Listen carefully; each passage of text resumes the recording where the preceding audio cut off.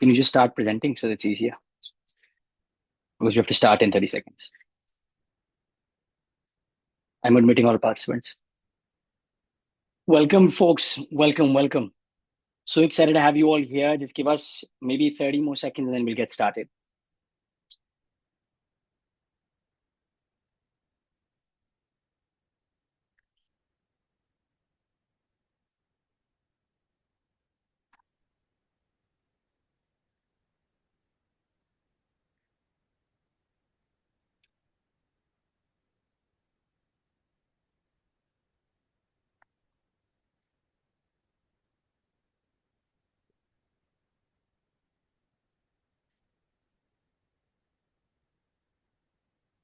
Lovely, folks. I think people are going to continue trickling in.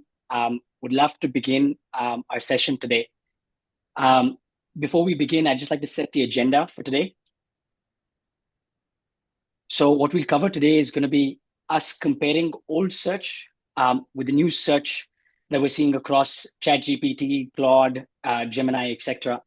We'll talk about the business impact we're seeing across our clients and overall across the industry. We'll also go over important ways in which our previous versions of websites need to change to cope with this change. We'll also go over some important metrics that you should track for the traditional search experience as well as the new changing search experience. And then lastly, we have a special guest coming in from Anthropic, who is critical in building the Google Ads infrastructure as well, where we'll discuss what the future of AI search will look like, buyer journeys, ads on these platforms, and talk about the road ahead and what brands and companies can expect to see. So before we begin, I'd just like to introduce myself for those of you folks that don't know me. My name is Aditya. I'm one of the co-founders and CEO at Passionfruit. At Passionfruit, just a short overview. We're basically an AI-powered marketing firm. We do everything growth. We basically have built an internal AI workflow system where we basically try to leverage as much data as we can to find unfair opportunities for us to drive outlier outcomes. The purpose for the call today is for us to share the insights that we're seeing in AI search, because this is an opportunity we think has massive legs, and we've been seeing that across our clients. So the goal today is to talk about how these platforms really work and how we can dive deeper into it. We're fortunate to work with clients like HP, Nykaa, Jain, Turtle Beach, and Marsh, to name a few. And I see a lot of you folks here today, so thank you folks for joining. So now let's jump right into the future of search. Today, what we'll start with is basically two key searches to target both you folks coming in from SaaS as well as folks coming in from the D2C and retail background. And we'll compare the search journey across traditional search as well as new search platforms to really understand what the difference here is and what that really means for us. So the SaaS platform is going to be best tools for note-taking, and for D2C retail, we'll focus on best laptops for gaming. Lovely. So as you guys know, you guys are probably very familiar with the traditional Google search. As you see on the left, we run Google search for the best laptop for gaming. At the top here, you'll see popular products, which is your typical Google shopping experience with people also ask questions at the bottom.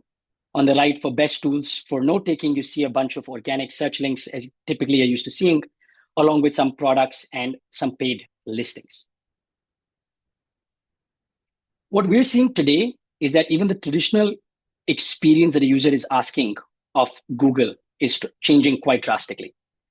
First and foremost, most of you might know this, but more and more queries that are being searched on Google have higher and higher number of modifiers and words involved within it.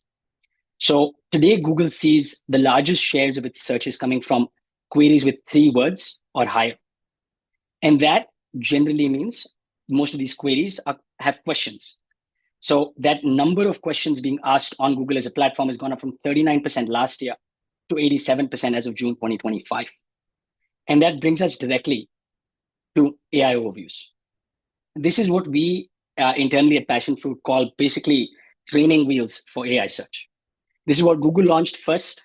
And just to understand the logic behind AI overviews. This was Google's first attempt. What they basically do is they take the top 10 results that are on a particular query page, and they summarize those results. You can see the sources for it on the right.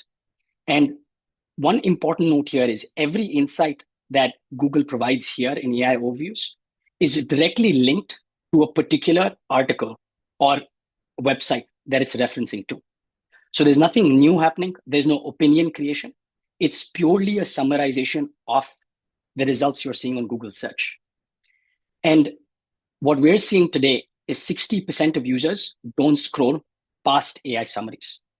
Now, the reason why I mentioned that it basically is summarizing existing search results, the way you optimize for Google AI overviews to begin with is basically optimize for Google in general. If you are one of the top 10 listings or top 7, depending on the page style, you have a very high chance of being referenced for a Google AI overview. If you go to the next page, what we're seeing is that AI overviews generally get triggered the higher the number of words there are in the query. So this is a percentage on the left where you see the table in terms of the number of keywords that a search term has and how often an AI overview gets triggered. And as you see that the number of words in a query is increasing, because of which the penetration for AI overviews as a result is also increasing. Now, AI overviews, as you'd imagine, has a much higher share of informational queries that you'd see it pop up for. The interesting trend, however, is that for commercial intent queries, AI overviews has a higher share than what we'd expected when we initially started. So you see about 14.8% of commercial queries have AI overviews, where they make up a total of 17.8% of total Google search. And if you just go back to the previous slide, one thing I want to highlight in terms of AI overviews, which we'll do a different webinar on, but AI overviews is trying to be as multimodal as possible by pulling in content from different platforms. In this example, you can clearly see that a YouTube video has been integrated into the AI overview section, where it's using the transcript and it's indexing of YouTube videos to have that integrated into the AI overview snippet. With Instagram and other platforms increasingly being indexed since July 10th, we can only imagine that there'll be a higher penetration of different platforms you're publishing content through to be visible here. We're also seeing things like Reddit snippets being referenced here. So having a presence across larger and larger number of social channels is going to be a critical role in visibility on Google AI views. So not just your service pages or content pages. So these are the training wheels, the basics of what search we see today.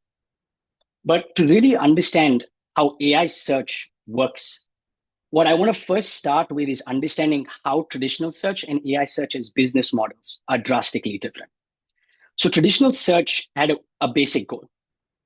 Google came out and said, I want to index the web and provide the most relevant results for any search that happens on the web. So think of this like a Bloomingdale's. Bloomingdale's is trying to curate as many top items that potential sellers can buy. And it's providing you a list of options that you can choose from, browse, try on, and purchase. On the other hand, AI search is a very different prerogative. Their goal is to understand the web in the most deep manner possible and provide the most relevant and in-depth opinions for the user to help them make decisions and provide further and further insights. So AI search platforms are more like shopping assistants. They're trying to help you come to a decision, and you're having a conversation with this human, with this chat interface in this scenario, to come to a conclusion about what you want to purchase. Because of which the input type, results page, etc., differ greatly, right? So as we know, traditional search, the input type is a string of keywords. However, for AI search, the input type is a directed query. Because of which the results page for a traditional search is a list of curated options to choose from. However, for AI search, they're providing in-depth insights for each query. And the most important part that it drives down into is how they make money. So Google, Bing, etc., make money by driving high-quality traffic to external websites. So they are trying to drive traffic to your websites in order for them to make money through ads, etc. On the other hand, AI search platforms make money by keeping users engaged on their platform and solving their queries. So when we talk about the metrics we want to track and how we really drive this visibility, is these core principles will show how drastically different those experiences are going to be. And just to go over the user journey, for traditional search, it's you search something, you see the links, you go to the website. On AI search, it's drastically different. You ask, you review the insights, and you dive deeper on those insights. So now diving into exactly what AI search does, right? So this is an example of Google AI, Google AI Mode, ChatGPT, Perplexity, and Claude, for which we ran best tool for note taking. Don't worry, we're going to go into what exactly the data here is. But if you can see just from eyeballing these 4 insights, their results page is drastically different from one another, both in length, in structure, in how they've broken down the information, and if they've used any external sources or not. And that's a key difference that we have to understand to decide which platforms do we work and how we target those.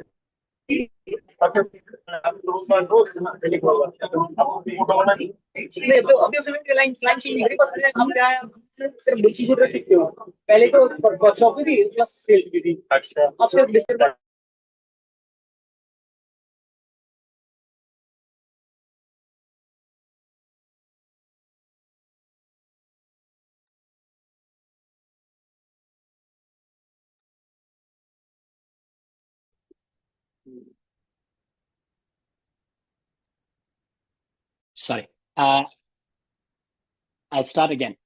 So as we see, this is the results we see for best tools for note taking across the 4 platforms.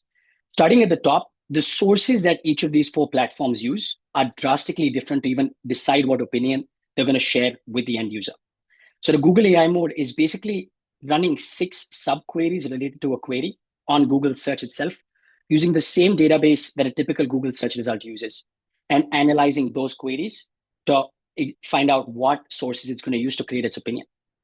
ChatGPT, on the other hand, has a higher reliance on its pre-trained data set. And unless it feels like it needs to ask for additional information, only then will it search the web. Because of which things like domain authority, etc., mean a lot lesser for ChatGPT. It's actually trying to find just the most relevant pages it had been trained on to surface here in order to drive insights. Perplexity, on the other hand, is basically trying to maximize the search queries it's able to pull sources from. So compared to Google AI Mode, that's filtering out 143 websites and then chooses about 10 to 15 sources, a Perplexity focuses on indexing at least 30 to 50 sources in its final result to be able to drive an output. And it has a higher reliance on comprehensive guides, Wikipedia pages, Reddit posts, etc., in order to drive this opinion. And Perplexity relies more on Bing search results than Google search results to simulate the queries it's going to use for finding the sources. Claude, on the other hand, is targeted towards an extremely technical buyer. Its sources are really geared towards academic papers, very in-depth frameworks and guides, because of which the outputs that you also see for Claude are drastically different because they're catering to a very different audience. And these sources and their different unique use cases that they're trying to target shows up in the typical comparisons based on which they're breaking down the products they're recommending. So now Google AI Mode, you'll see cross-platform syncs, AI tools, integration, and free-form notes. While on the other hand, for Claude, you talk about usability, AI summarization, template variety.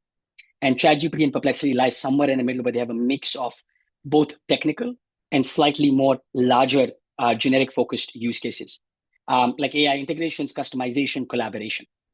And that boils down to what you all care about is top mentions. So a Google AI Mode, because it works more like Google search, it's more likely to signal and mention higher authority, high backlink products like Microsoft OneNote, Apple Notes, Google Keep. On the other hand, a ChatGPT is more user-centric.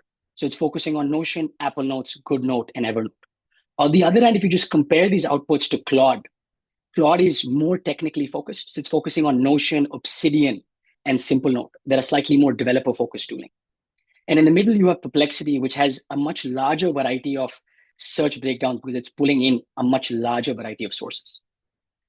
And lastly, the thing we really try to understand when we're trying to optimize for these searches is follow-up questions.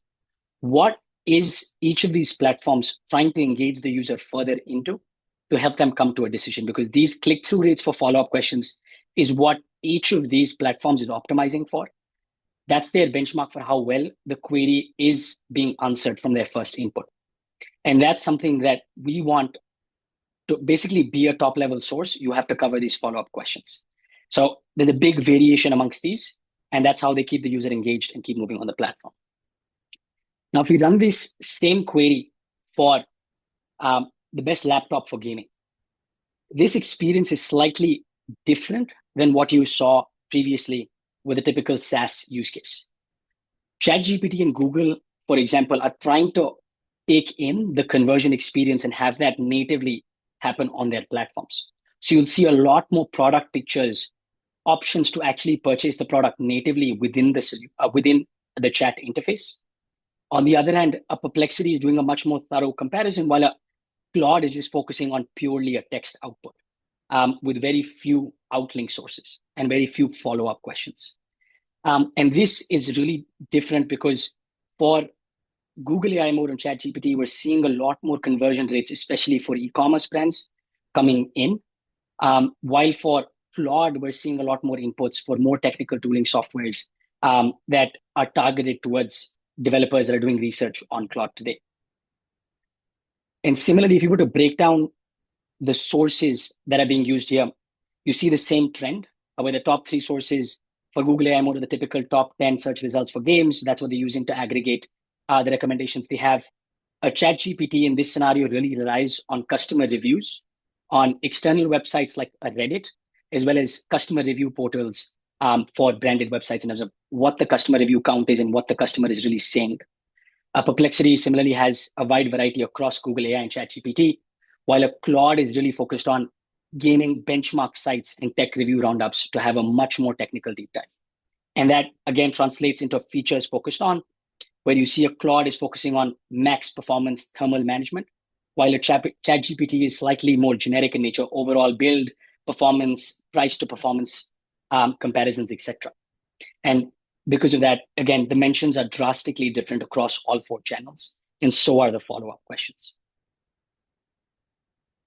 So the key insights that we drive from running these analyses at a much larger scale, where we run a bunch of queries for each client, up to 2,000 to 5,000 queries, what we realize that every AI search platform is very unique because their target user archetype is extremely different. So the way you optimize for each of these is dependent on what your ideal customer persona is to decide which of these platforms you want to drive traffic from. And due to different data sources and output formats, the types of targeting, if you were to target a ChatGPT, is drastically different than if you were to target a Claude or a Google AI Mode. And especially for the e-commerce and retail folks out there, Google AI Mode and ChatGPT are really, really trying to own the product purchase journey. So if you're already listed on Google Merchant, that's great for Google AI Mode. If you're not, that's something that's extremely important. And for ChatGPT, they have an integration with Shopify, which enables you to have the same kind of shopping experience for your products on their platforms. So these 2 are really important insights in terms of how you can gain visibility. If you're Passionfruit customers, guys, don't worry, we have that figured out. But the real question now comes down to is, what does this really mean for us, right? So this is an example of a typical product page that existed before we were trying to optimize for GEO. So a product page basically has a basic product listing with a description and a very short FAQ section and maybe an average rating of customers' testimonials. What we do for enabling ChatGPT and Google AI Mode to better understand our products is expand the amount of information we supply to these platforms in their crawls about our products. So we'll go deeper into our ingredients. We'll go deeper into our use cases. We'll add images because they're getting increasingly multimodal. We'll talk about all relevant products. We'll list out all of our customer reviews on these platforms and try to aggregate across different platforms. And we'll really, really expand the FAQ section to be able to apply our products to as many different sections as possible. The way I like to envision like a ChatGPT and other AI search platforms is they're like lazy bosses. They're not really looking out there to help understand what your product does, etc. You have to come up and tell them what tasks you're done, what you're good at, etc., for them to understand you better. So the more information you supply to them about the different use cases and the different features about your product, the better they get at understanding it and the more they want to cite you, because that's how they find context similarity. Similarly, for collection pages, the number of products you talk about, the text you have on top, the text you have on bottom. I know these are traditional SEO practices that you've heard about, but the difference here really gets is we're not talking about different people also ask questions about targeting in these collection pages at the bottom. We're actually talking about the use cases and the features that our products are uniquely that are unique to just our products. And that's the authority we're building for that full collection list of items that we're focusing on. And that's how these collection pages, et cetera, are driving a lot more traffic and revenue from primarily Perplexity and ChatGPT. Similarly, for SaaS companies, this is an example of what a page looked like previously before we started. And to really enable higher listings from a Claude in this scenario, what we really have to do is add the clients we work with, the impact we're driving with actual statistics, with the references and case studies linked directly into the service page. Talk about what the exact feature list is and dive a lot deeper into those feature lists. Talk about the different initiatives that might be linked to this particular service that we're providing. And obviously have a much more in-depth FAQ section with clear CTAs for people to convert. And one big thing we do is in these service pages, having blogs linked is extremely important for that scraping that an AI platform does. And then lastly, the thing that everybody's talking about is content optimization. There's content we're generating for a human to read, and there's content we have to generate for an AI to understand and read and interpret for our brands. The difference here really gets is any images we upload or any basic videos we upload, ChatGPT and other crawlers are extremely lazy and don't really want to index those and build data sets for that. So to basically be able to provide better clarity here, having directed questions, much smaller segments with shorter sentences, clear tables, comparison charts are comparison tables, are extremely important for having our content pieces get visibility on such platforms. Below is an example of the depth that we're going into for a certain article to build that initial credibility about the methodology we've used, what are the different things that have already been done in this space, then how have we evaluated them, and then the evaluation, and then takeaways. We basically scrape the data for this particular search term and go through the journey on a ChatGPT and a Perplexity and try to replicate what it's trying to create and take the user through our articles. And that's what we're seeing is really, really helpful in maximizing the impact we drive here. And one important thing is content refresh. I think there are some great companies that are doing a great job at refreshing their old content quickly, but content freshness has become, again, really, really important to be part of every new additional crawl that a ChatGPT does when it's using its pre-trained, when it's training its models, because of which refreshing your content is, again, extremely, extremely important. These are just some other examples of similar kind of articles and how much we focus on FAQs and how we're seeing that show up. One important thing in terms of technical changes, this is like an easy win, but it's really, really important. A lot of changes that we make might be through A/B tests or might be through a HubSpot JavaScript input. What the problem with JavaScript is that crawlers like ChatGPT do not render JavaScript. So if your full website or changes in a website are stored by JavaScript, it'll never be able to render that. So you have to enable server-side rendering for your objects for it to be scraped. And then to enable AI bots to scrape your website, we've created a small TXT file you can add to your Robots.txt to enable AI crawlers to crawl your websites. We'll share this in the aftermath, in the follow-up with the checklist items post the call. Just the results that we're seeing across certain types of clients, right? For fintech SaaS, one key item we've seen work here really well is simply adding FAQs and engaging with Reddit AMAs. For one client, we did just this process, and we saw 44% lift in non-branded AI overview appearances. For a manufacturing and compliance B2B company, we implemented this LLM text on the robots.txt file, and then we updated all their schemas to better structure their pages for scraping. We saw 188x increase in high intent AI visitors, where we also created 40 plus new landing pages that started now driving AI traffic. For a home decor e-commerce company, we really expanded their collection pages, added schema markups across the board. And for that, we've seen about 15.6x lift in AI traffic, 18% lift in overall organic revenue, as well as 62% lift in AI answered, in the number of queries we were getting cited for AI answers. So across the board, what we're seeing is the ChatGPT trend is driving the wave for most users. And there are some estimates about how ChatGPT could account for about 20% of overall traffic by the end of 2025.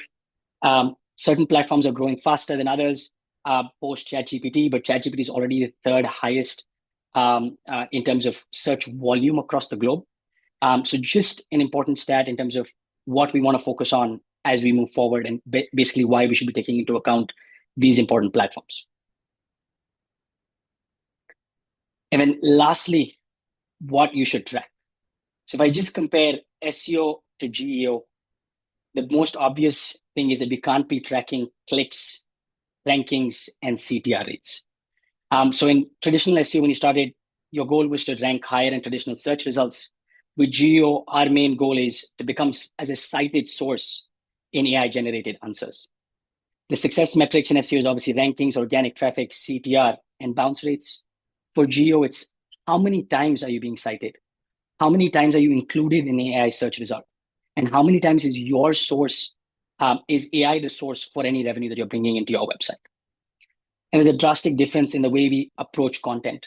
When we approach content for SEO, we're taking a keyword, adding a bunch of modifiers, and that's how we're creating content, landing pages, focusing on backlink creation out of headers and metas. For GEO, the main goal is we want to create citation-worthy content for different queries. So you have to replicate that citation-worthy content, create contextual content. So if I create a content piece on top 10 gaming laptops, then I have to look at the different feature sets that the AI is talking about, and then create content, branded content for my products around those different feature sets and how my products shine. Then comprehensive synthesis, including tables, lists, testimonials, are extremely important for visibility on these platforms, because that's what they pay a lot more heed to than any number of backlinks you might have or any number of videos, etc. you have tagged there. User journeys for SEOs obviously drive clicks to website. For GEO, we want to be the direct answer with source credibility. One important thing that I want to flag here is the conversion rates and engagement rates from GEO, which is just all AI search channels, is a that's coming in. We're seeing about 3 to 4x higher conversion rates and engagement rates of above 85% from these traffic sources. I think there'll obviously be noise as the data set gets larger and larger. We start seeing a lot more traffic coming in. But for today, we're seeing a lot of high intent traffic coming in, because it takes a lot for a user to want to go out of that experience within the chat and go visit a website and then make a purchase. And then within SEO, obviously, we targeted long tail queries based on searches. The thing with GEO is there's no real publicly available data set like a SEMrush through which you have a bunch of queries. The way you create these is, I think AI platforms themselves are great at finding semantically similar queries that we can target, and then running a bunch of these queries on these platforms, going through the cycle of what they're referencing, what they're asking for, what they're asking follow-ups on. And when you go through that journey, you can understand what keywords you need to target and then start creating content, landing pages, etc. on that. And then obviously technical focus for SEO is the traditional SEO practices around H1, H2s, robots.txt, etc. For GEO, it's all about your HTML. How clear is that? How good are your schema markups? How readable is your content? And there should be no dependency on JavaScript rendering for the key pieces that you want an AI to know you for. So that's what we had in terms of some of the insights we wanted to share today. Post this call, we'll be sharing a lot more insights around the checklists, as well as we'll be doing a bunch of audits, GEO audits for folks. So we'll share that as well, and as well as a bunch of data in terms of what we're seeing. We can dive deeper there. What I'd love to do now is invite Adit onto the stage. So Adit, as I mentioned, he's currently a member of the technical staff at Anthropic and has previously been at Google, where he worked on Google Ads infrastructure. Um, Adit, it's a pleasure to have you on. Um, Give me Pleasure to just be here, Addy. How's it going? going great, going great. So Adit, I think if you'd like, maybe we can start with one question that's been top of mind. I was just trying to go through the Q&A here. Maybe Kush, you can send me some Q&As from the chat. But the first question I had for you, Adit, was, as zero-click search has become the new norm with AI overviews and a lot more queries just happening internally within these local chat interfaces, how do you see the search ads business, not just on Google, but on other platforms change? And what do you think the future of ads on these platforms can be? So I think the change is definitely coming here, right? Like earlier, during my time at Google, it was all about like optimizing for the user intent. We had a few keywords, we would match the keywords. The whole game was about optimizing to that. Now this zero-click experience is coming in, which means that the user might not click or see anything about your product, and the agent just makes the decision for it. So in some ways now you're not selling to the user, you're kind of selling to the model. What does it mean? Like when you're selling to the user, you're trying to capture them by just your branding. You're trying to capture them by like your page layout. You can like hide some of those disclaimers and hope the user does not notice. But in the LLM world, in the model world, model notices everything. Model cares about building trust. They care about like structured data. They care about like ease of access to your website. Like for example, when people were doing search engine optimization, the whole game there was this is the user intent. Google needs to now figure out what is the most relevant page here. And it used things like a lot of blog post mentions, backlinks, all those things, which a little bit in this age would also work. But what matters more is the authority of the answer. In some ways, authority is the new currency, I would say.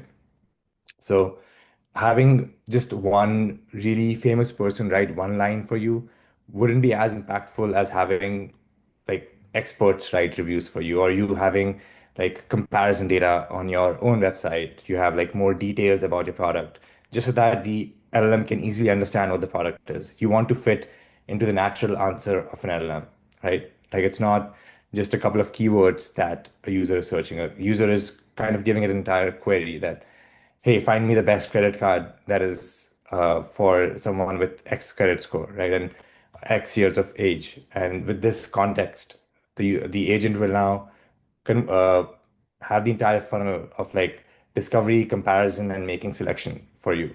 So you want to fit into that flow where the agent can first access you very easily. I just recently saw you were showing some of the technical changes to be done. I think that's very important, allowing these bots to scrape your website in a more easy, structured manner, allowing them to get comparison data, like why is my brand better than the other brands, which is a natural comparison step the LLM would do, and kind of tracking it, like not like how people track like SEO, is track Perplexity bot, is it visiting?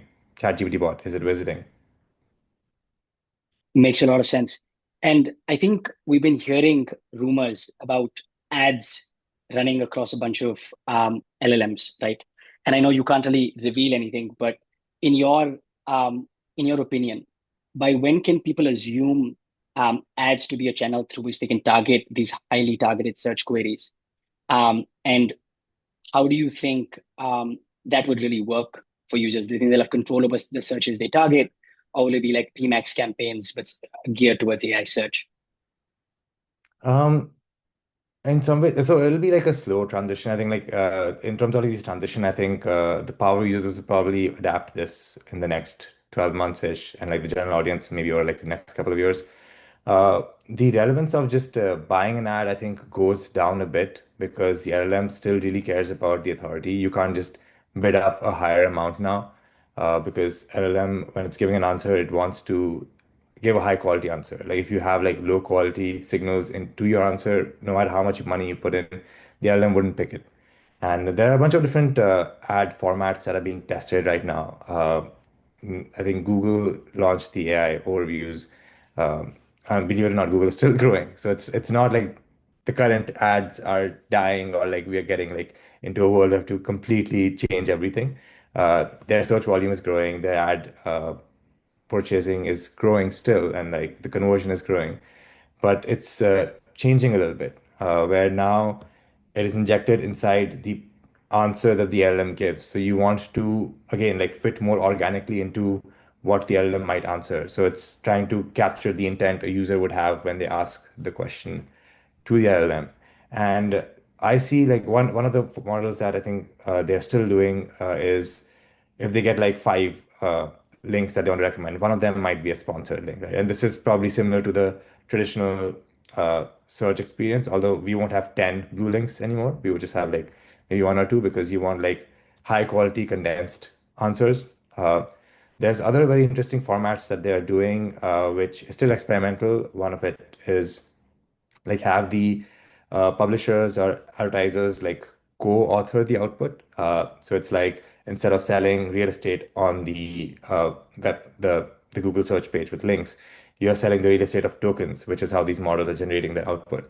So you try to like tell the model that this is the advertiser that wants to bid and this ad. This is what their branding is. Can you give an answer that kind of combines their or like helps their discovery along with the user intent. That's another model that they're exploring. But this is all I think like more of an intermittent stage where right now the discovery and the researching is happening in the LLMs. There's a new wave with the agentic zero click as we discussed earlier. It's where even the decision is then made by the LLMs. In that world, what do ads do? That's actually a great segue into the next question, right? We just saw ChatGPT agent launch this week, and we're seeing Perplexity with their Comet agent can do a lot of tasks for you, right? So as you're thinking about the search experience and then what users are asking for, how they interact with these, how do you think search or purchasing behaviors can change in the future? Like, will we be even making decisions? Am I even relevant in buying my own T-shirt, or like, how do you think that will really happen? No, yeah, definitely. You're still relevant. I think like in that future, the agents are not just, it's not that whoever searches for, I want a white t-shirt gets the exact same answer. The agents will be a little bit more personalized to you. So they would have seen your patterns, what your preferences have been in the past. They would have like a mental model of who you are as a person. It would become more of an extension of, uh, this person just knows me well enough, and I've asked him, okay, I'm trying to buy a white t-shirt, just get one for me. And the LLM would then think through like, what do I know about Addy? Like I know these facts about him. Like now, what brands does he prefer? Um, I should go through those and try to find the right fit. So it still you're still very relevant. Yeah, it still needs to be a personal experience. Otherwise, people won't adopt, right? Like otherwise, there wouldn't be consumer adoption. You still want to feel good about what you bought and that you were part of the process. And in some ways, I think you would want the LM to cater to you as well. So you won't just ask it, get me a white t-shirt. You would say something like, these are the brands that historically I've liked. These are kind of materials I've liked. Can you get me a white t-shirt around that? So it's not, again, the difference here is you're not searching white t-shirt on Google search anymore, which is like a two, three word intent. Here you're giving it like a lot more context to deal with. And from the advertiser side, it just comes down to like again authority, ease of access to these LLMs, like having real time data about what your inventory is like, having the checkout experience built in for LLMs. I feel like there's a world in which I think there's some people experimenting with this right now, where people have only built human readable websites till now, but there's a world where no one might be ever landing on that page and still the purchase is happening, right? Which is what the agentic world will look like. So you want to build not just for human readability, maybe have a parallel version of the site which is readable for the LLM. The LLM can like quickly crawl the data.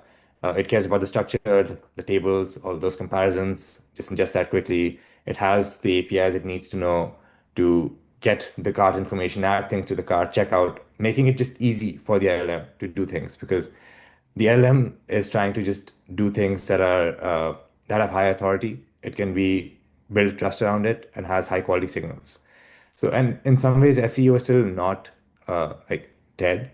There's a pretty strong correlation, I would say, between at least currently the SEO tactics that we do and what the LLM recommends. But I think it's going to shift slowly towards more authority, towards more expert reviews than just like blanket influencer marketing. Certainly, Adit. And talking about this search experience, right? It's evolving on a daily basis, and new models are being launched. And a lot of these models are getting more real time. They're pulling a lot more data. How do you think that search experience transforms? If like what the future of that looks like, and if somebody was to focus on particular um, like platforms today, what would be the platforms that are leading that charge in your opinion, from a commercial standpoint? Yeah, I mean, this is changing by the day. Like every time a new model is launched, suddenly people are flocking. But we can clearly see that some of the people leading this in the consumer space, Google is definitely there. Their AI overviews is like growing like pretty crazy, and it's taking more and more of the search volume from Google and the search space. Um, and They are the ones who know how to do ads the best. They have like historically done it for a long time, and they're doing it. They've already started adding ads in AI overviews. The other agents or platforms that are getting quite a lot of traction is ChatGPT. Everyone uses it, knows it. They are like probably the fastest company to reach the billion uh, MAU now. So. Those are probably the main platforms. These other agentic platforms, we have to see how much adoption they get. I think Perplexity Comet that was recently revealed looked pretty interesting. It isn't fully available to masses yet, but that would be one big player. I think others are not going towards the consumers as much. If you see Claude from Anthropic, it's not doing this stuff as much. It's more in the you can find information from it, but not build like a checkout experience. ChatGPT and Perplexity, I believe, are the ones that built Shopify integrations and like integrations into just buyout. You can when you search for a product there, it actually takes you to the product page at least from across the websites. So I would say those are the main LLM brands. The other platforms that already exist. Amazon still controls the bottom funnel, right? Like you go there, you want to buy something, they still have the very commercial intent queries to them. We still have those social platforms that are also growing where it's not just the bottom funnel, it's actually the top funnel discovery, more like telling the user this is something that you can buy. Going to Instagram, going to TikTok, those things are still there, still very relevant and going to grow. But I think the new segment that is being captured by these ChatGPT and Perplexity kind of agents is the research and discovery phase is going there a little bit. Yeah. And I think when you mentioned the new platforms, right, as people think about not only their website presence, but other channels they are present on, is there any indication about what other data sources these platforms are scraping from, be it an Instagram or a YouTube presence, and trying to get that data, understand it, and then present that as well? I know we've seen that with Google AI mode a little bit with Perplexity, but how are different players in the market approaching that? I think they because they're trying to just push the boundaries in how the models can do, they will scrape whatever is available. They're trying to scrape multimodal data, so they're trying to scrape pictures, videos. It's not as good as text right now. The whole experience is optimized around text. There's like a future in which once these models are get better at getting signals from other modalities like just like seeing things from videos, from photos, those will incorporate a bit more. But right now, it's like let's think of it like someone who's like just read the entire internet recently and is trying to give you an answer from that. So another thing that comes becomes important now is recency of your post because the LLM wants to give recent, trusted, authoritative answers to the users. Makes a lot of sense. And if I was to ask you as a buyer in the future, what's the future you envision that you're also working for in terms of your buyer experience? I would just love for all the buying experience to be like taken off of me. I don't love going and like just browsing and comparing, and I get into this analysis paralysis where which thing to buy. I hate the buy, try, return experience that has been like the current e-commerce experience. So I would love for ChatGPT, Perplexity, Claude to just know me intimately and just know what I would like, know what would work for me, uh, know how things would maybe like fit on me. And that's the other experience that is also coming up, right? Where people are now able to just virtually try on things pretty well and how things would fit there. And that's an interesting play in how models will now be able to access that. When models can see how it'll look on you, they can like make those judgments as well. Yeah. There's an interesting question that just came up, and I want to ask you this, right? What about videos? Can the voice script be optimized for AI scrapers to identify the conversation and match with the LLMs?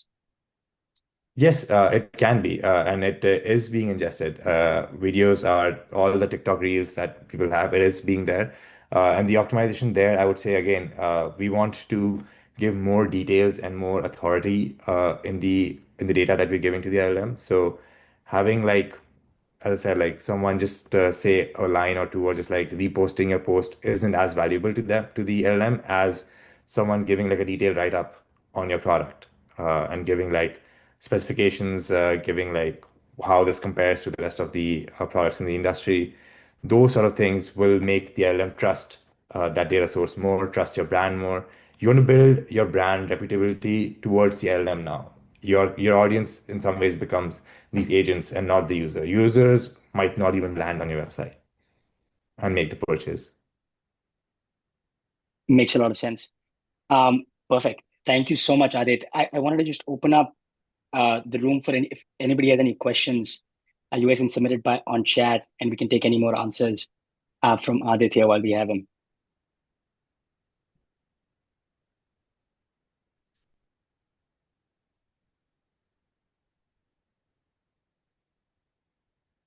Try to see if there's any query that maybe was earlier there that we can take on. Um, but if not, then perfect.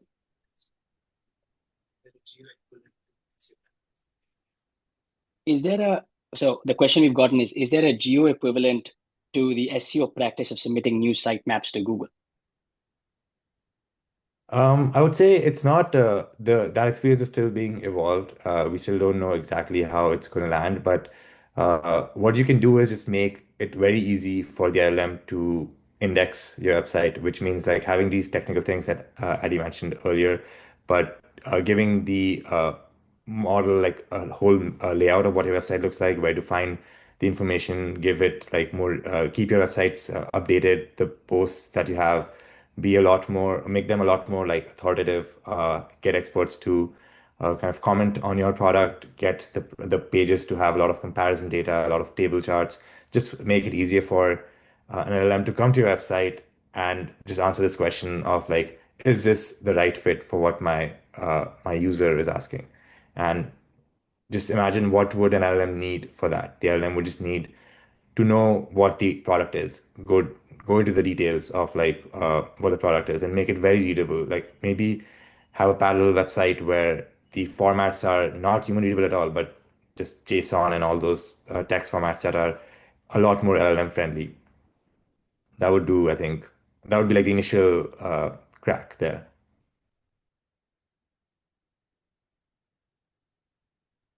Sorry, maybe I was on mute. Also, the robots.txt element highlighted earlier is another way that if you enable that, then the crawlers are officially allowed to crawl your website. So that's one important difference. And then Andrew asked a question: is there an optimum website hierarchy for the LLM search in terms of the sitemap? No, there's no, I think, optimum hierarchy as such. It's just like easy access to LLM. The LLM should be able to read the content very well and like just get all the information it needs to decide whether this is a good product for my user. Yeah, yeah. And I think the same principles you apply to SEO holds true for LLMs in terms of the sitemap architecture. It's just about making that scrapable and readable from a HTML perspective is extremely important. Um, Yes. and I think there's an interesting question by Habiba about how do we balance tailoring to AI versus users during this shift? How long do you think we have until people start buying through agents? So I'll maybe let you answer the second one first. How long do you think we have until people start buying through agents? I think that will be a not as quick of an adoption. I think there'll be like the early adopters and the power users who definitely will adapt to it quicker, but we'll still have like a long middle and like a long end tail of users who will still want the traditional experience of like finding the product by themselves. And there's still a lot of people who, and I know I'm not one of them. I love to offload these kind of tasks to the agents. I'm looking forward to that. But there still would be a lot of people who want to be involved in the decision making of the product they're buying. They want to know where they're spending their dollars and what utility they'll be getting and have more hands-on control to it. But I would say even like for general adoption, probably like a year or two out at least for the early adopters. And I missed what was the first part? That was another part to the question, right? Yeah, so I think the first part was how do we balance tailoring to AI versus users during the shift? Um, I think I had an Yeah. insight here about how I think that balance is to be struck by how much traffic you're pulling in from the different channels. Today, we generally see, depending on the geography you're in, is that lion's share of your traffic, even from an organic standpoint, comes from the dominant player, Google. As these platforms become increasingly relevant, that's exactly the proportionate scale in which you should also start tailoring your website and your content from that lens. Um, Adit, if you have anything to add to that, please go ahead. Yeah, I think that question becomes more and more important. And how do you balance? Because what is human readable, LLM doesn't like really care about it.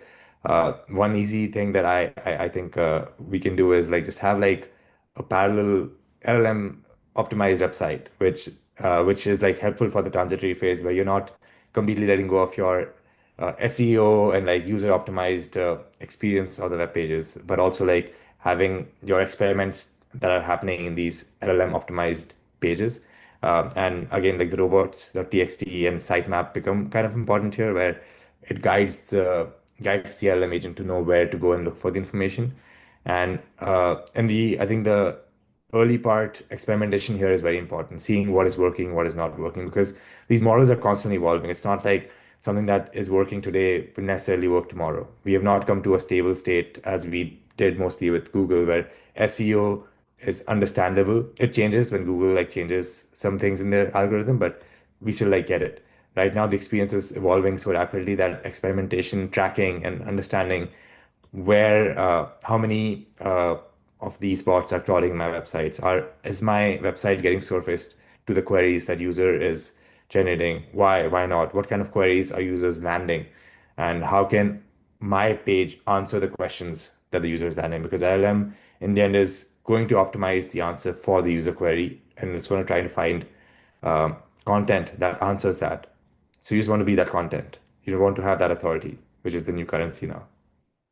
Yeah, I love that. This is actually a great transition to the next question. What about AI generated content? Content is flooded, and I mean, content has become like a commodity. So, how should people think about AI generated content with LLMs being scraping their content?